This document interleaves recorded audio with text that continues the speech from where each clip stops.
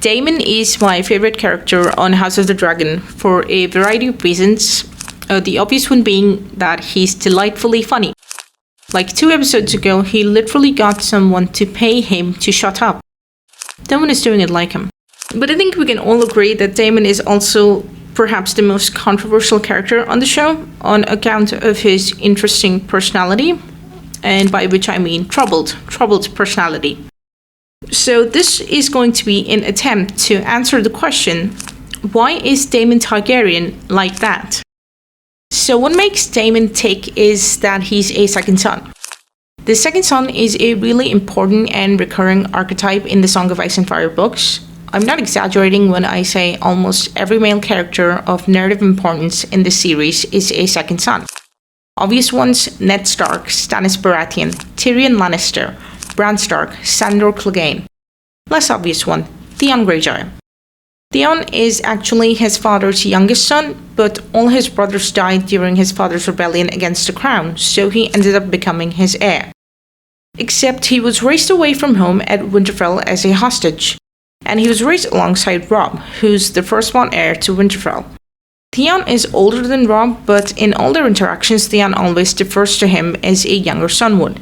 And when he finally returns home after 10 years, his dad basically tells him, "Yeah, you've gone too soft on the continent, you're not getting anything from me, I've made your sister heir." So that's figuratively a second son twice over.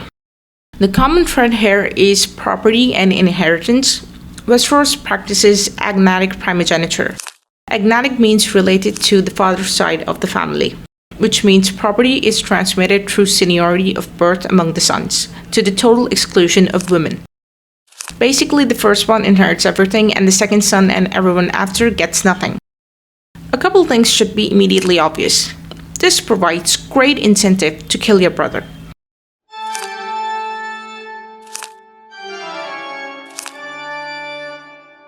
Secondly, masculinity in Westeros is deeply tied with inheritance.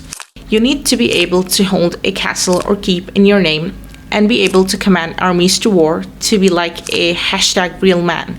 And what happens to second sons instead is that they get married off. Daemon has no lands to his name, so he was never going to bring a bride home as Viserys brought Aemma to the Red Keep. He was instead sent to the Vale at age 16 to go live with his wife's family in the castle she inherited as heir. This is typically what happens to the average aristocratic bride in Westeros.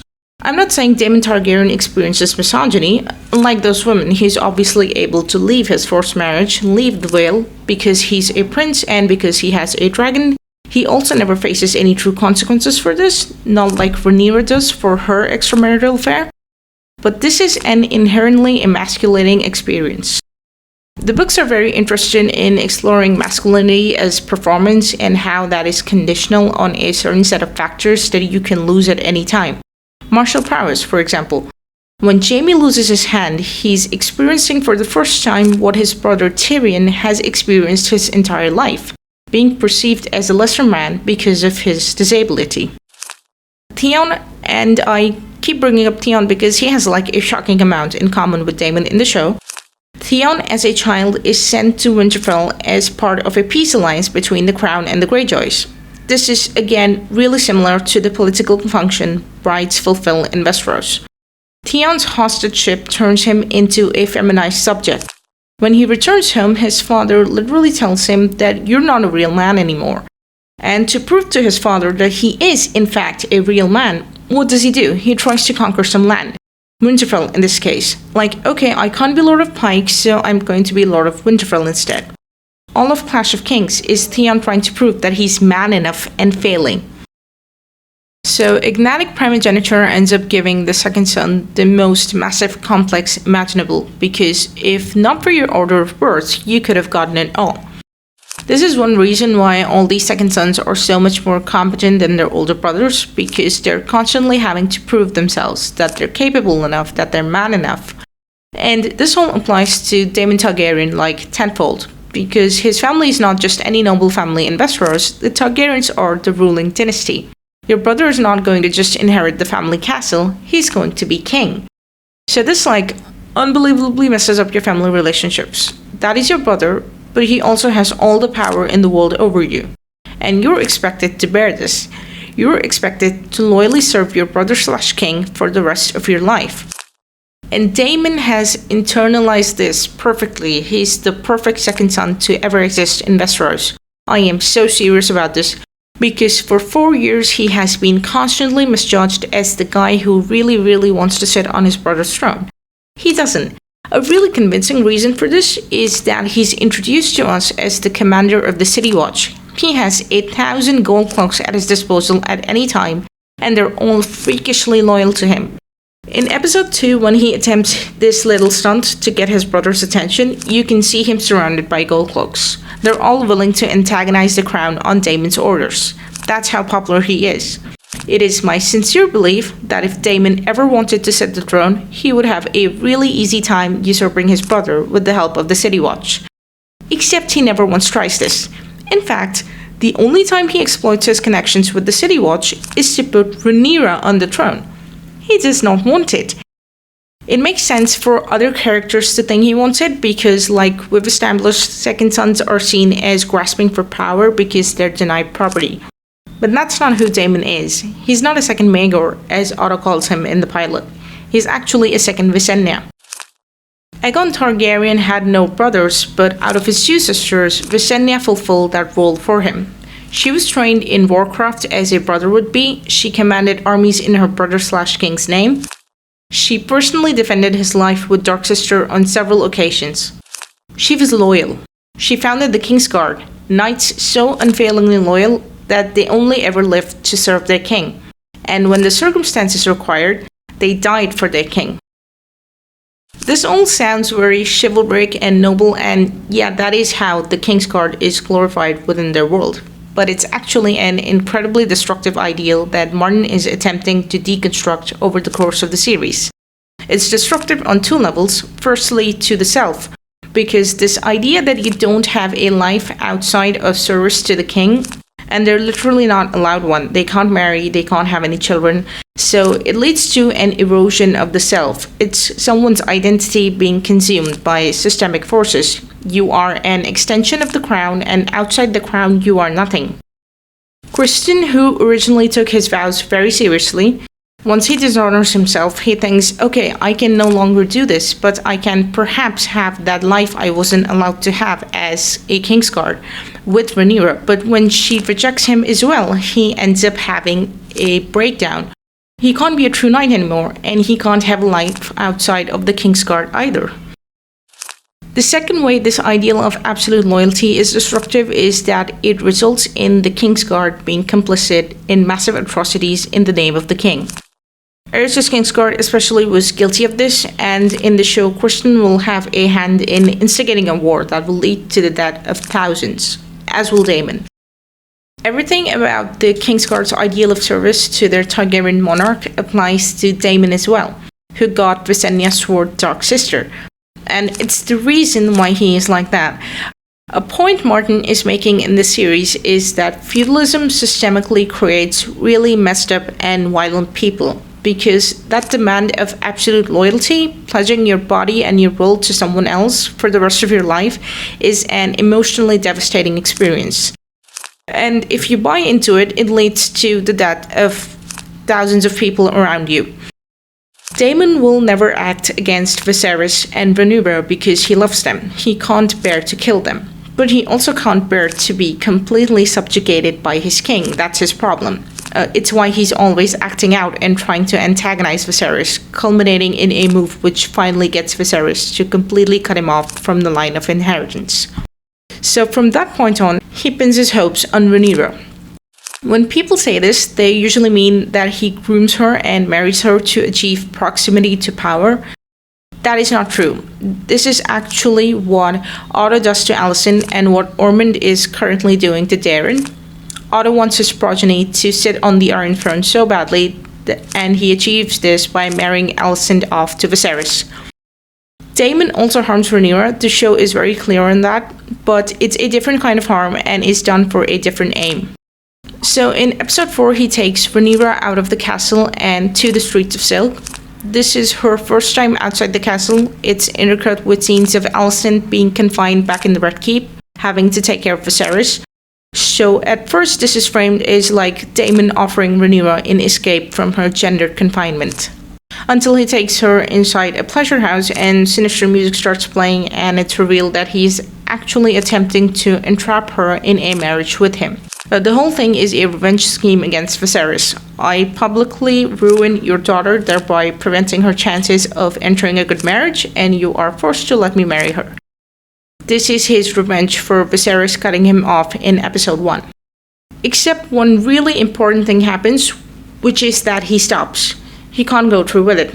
He doesn't actually, quotation marks, ruin her, another man does. He provides a reason for it a decade later, which is that you were a child, I spared you. Rhaenyra is 19 in this episode, so definitely not a child. Girls in Westeros get married at 16, and it is culturally normative for 35-year-old men to marry girls as young as Rhaenyra. But it is possible that because he's known Rhaenyra her whole life, she's still a kid to him at that point. But basically what he's admitting to is that he stopped because he understood the harm that he was doing to her. Now, he shouldn't have done any of this to begin with, because this is a bit too late to repent, because he has already traumatized her. But he also left Rhaenyra alone for 10 years so that she could reach adulthood without his coercive influence. And she does make a home for herself during that time period with Laenor and Harwin. An interesting thing about what he does to her that night is that he both traumatizes her and frees her, in a sense. What I mean is, we see her using this passage again to go see Harwin 10 years later. So obviously she's been using that door that Daemon showed her to be able to have this fulfilling relationship outside her marriage. Paradoxically enough, while trying to use her for his own selfish ends, Daemon literally opens that door for her. So when they meet again on Driftmark, in a very real sense, Rhaenyra has political power over him. It is not the same as episode 4, where she would have ended up becoming his child bride of sorts. Especially because I think if they had eloped at the wedding, Viserys would have just named Aegon heir. But in episode 7, he still doesn't have an inheritance of any sort. Rhaenyra, on the other hand, is the feudal lord of Dragonstone and the heir to the Iron Throne. This does a great deal to displace their original power imbalance, Daemon being a man, being older, being her uncle. The fandom is really resistant to seeing it this way. There's always this insistence that he still has all the power over her in their relationship and that he's attempting to rule through her, which is just demonstrably not true. Season 3 keeps giving us scene after scene of Rhaenyra disagreeing with Daemon's policy ideas and instead choosing Miss Arya's counsel each time. And what can Daemon do about it? Nothing. She's the king. How many shots do you need of him kneeling to her in public? Kneeling and swearing to fealty to a woman much younger than you is perhaps the most emasculating thing you can do in Westeros. But Daemon does it. Why? Because the one thing Daemon Targaryen has always wanted the most in the world is to be the right-hand man of his Targaryen king. He admits to this in episode 1. You've only ever tried to send me away. 10 years you've been king, and yet not once have you asked me to be your hand. Why would I do that? So what he's saying is that I want to be at court beside you to protect you from the sycophants and schemers on your small council, but you keep sending me away, which he's right about, by the way. I love Otto as well, great character, but he certainly did not have Viserys' best interest in mind. So Daemon Targaryen wants to be the king's right-hand man, but Viserys won't let him be his. In Driftmark, when they see each other again, Viserys has once again reinstated Otto as hand, and to Daemon he says, "If you want to hang about at court, you're always welcome there." Which, yes, this is a peace offer, absolutely. But not what Daemon wants. But Rhaenyra in the same episode is willing to give him what he wants. She says, "I want you to be my prince consort and lead armies to war in my name." Exactly what he wants. And Rhaenyra loves him too.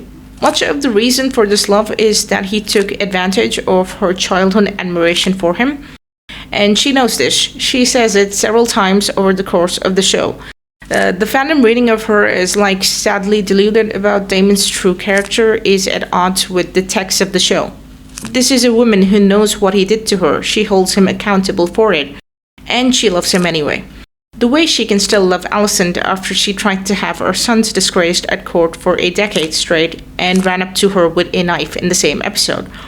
The show is about feudalism really messing up your family relationships and how these people attempt to maintain these bonds under these strenuous conditions. A theme that is also central to A Song of Ice and Fire. Jon loves and resents Robb in equal measure. That is his brother he grew up with, and also the boy who will get everything while Jon gets nothing. Again, a dynamic that is really similar to Daemon and Rhaenyra. There's this one scene where Jon dreams of cutting off Robb's head. Would he ever do this in real life? Absolutely not. Has he perhaps wished him dead sometimes in his worst moments? Probably. That's why he's having this nightmare to begin with. The same is true for Daemon and Rhaenyra. There's love here. He's able to make peace with the fact that he'll get nothing and she's going to instead live the life that could have been his. But that's fine because he'll get to serve her in a way he never got to serve Viserys. But for the very same reason, there's also this deep resentment here, which will show itself in a really ugly way as he chokes her in the finale. And season 2 is kind of all about having to reckon with this ugly resentment he has for her. So Harrenhal is A Song of Ice and Fire's most gothic location. It's rumored to be haunted for a lot of reasons, a lot of theories for why it's haunted, but the main theme here is that it was literally built on the blood of peasants. It was built on the systemic violence of feudalism. It is literally the feudalism is bad and will mess you up castle. And every vision he has at Harrenhal is related to this. The first one is a young Rhaenyra suing back the head of Jaehaerys, which is easy enough to understand. I think this is framing her as his child bride. She's wearing the dress she wore at 14. So this is about his desire to possess her completely to the detriment of her own autonomy that he's always had but could never fully act on. Instead, he used to just blow up her life, feel guilty about this, and leave, which is what he did in the previous episode. What happens with Blood and Cheese is that Daemon ends up undermining her claim. There are lords and ladies refusing to fight for her because who does something like that? That was a small child. So this kind of also ends up being about Daemon's resentment for Rhaenyra. She says, "You struck down a child." Something similar was said to him by his first wife years ago, cast aside in favor of a little girl. What will you do now? Will you strike down the child? And we do see him striking down the teenage version of Rhaenyra in the second nightmare. Like Jon, he would never do this in real life. I mean, Rhaenyra in real life challenged him to do this in episode 2, and he didn't. He just walked away. But he does have that murderous resentment for her in there somewhere. And notice how they keep focusing on the neck in both visions. This is because they're both ultimately about the very real fact that he choked her in real life, for pretty much the same reason. This vision, by the way, happens in the same episode as Aemon's failed fratricide attempt. Aemond and Daemon are like wrong reflections of each other. Aemond is precisely what Daemon has been accused of being his entire life. He covets his brother's throne, and he would kill him for it. A lot of people think this, but the show is not actually saying that Aemond is a worse person than Daemon because he wants his brother's throne. I don't think this. One of the things about Aemond is that he was sexually abused by Aegon when he was still a teenager. Primogeniture ends up structuring the hierarchy of power within these families a great deal. All human relationships, of course, are structured by power. During the course of your life, you will have power over someone else, or someone else is going to have power over you. And in this case, younger sons are all supposed to be subservient to the oldest, and that power dynamic ends up facilitating abuse. Aegon, in a very similar way to Daemon, ends up exploiting the admiration Aemond had for him as an older brother, and this is a traumatizing experience. It is part of the reason he wants Aegon dead. Like, one episode before the fratricide episode, Aegon finds him embracing Madame Sylvie and digs up that old wound and publicly humiliates him for it. So Harrenhal is all about Daemon Targaryen coming to make peace with his life. The life with Rhaenyra that has been offered to him in exchange for the one that was taken from him. By showing him how he has hurt Rhaenyra, how he has neglected his daughters, how he hurt Viserys, how poorly he treated Laena over the course of their marriage. All things that he feels guilty for. You know, all those tweets about what if so-and-so character went to therapy? It's not quite like that because he was genuinely going a bit insane towards the end here, but it was close. Daemon Targaryen went to therapy, and it worked. The ultimate proof of this for me is season 3, the scene in the throne room when he brings Otto to Rhaenyra. This is the same spot where he strikes her down with a sword in that Harrenhal vision because of the resentment he had for her. But now he's offering up his sword to her. He's offering up his life to her, so she can finally assume her status as queen. And Daemon's beef with Otto Hightower directly caused blood and cheese. It ended up undermining Rhaenyra's claim. So Daemon not jumping to kill Otto himself and instead letting Rhaenyra use it as a moment to instead cement her legitimacy is genuinely a moment of growth. He's no longer the same person he was in this scene. And to be clear, this is not a redemption. Daemon Targaryen is not being redeemed. At the end of season 2, he's preparing to go to war and burn thousands alive to put Rhaenyra on the throne. Like I said, the second way the ideal of absolute loyalty is destructive is that it leads to these men committing massive atrocities in the name of their king. But of course, his story is not done yet. At some point, his Targaryen king will ask a service of him that he'll once again find unbearable to provide. In the show, this is leading up to be about Rhaena. In the books, it was about nettles. Rhaenyra orders the death of this girl and Daemon can't stand it. Once again, he defies his Targaryen monarch, but this time the defiance is not coming from a place of immaturity. It is because of the recognition of the amount of violence he's responsible for and how he cannot add the death of this one girl to that body count as well. Someone who, very much like Daemon, has been an extension of the crown, her body and her dragon, the crown's property. That's what the dragon seeds are. So Daemon sets her free, so she can perhaps have a life outside the will of the crown and king. But no such exit is possible for Daemon Targaryen. He dies carrying out his queen's will. So there you have it. Daemon Targaryen is one of George R.R. Martin's sharpest critiques of feudalism. What having your life shaped by these frankly absurd and severe circumstances does to a person, what it does to the rest of the world around that person, and how that person attempts to make his life livable under these unbearable conditions, even though it's ultimately not possible.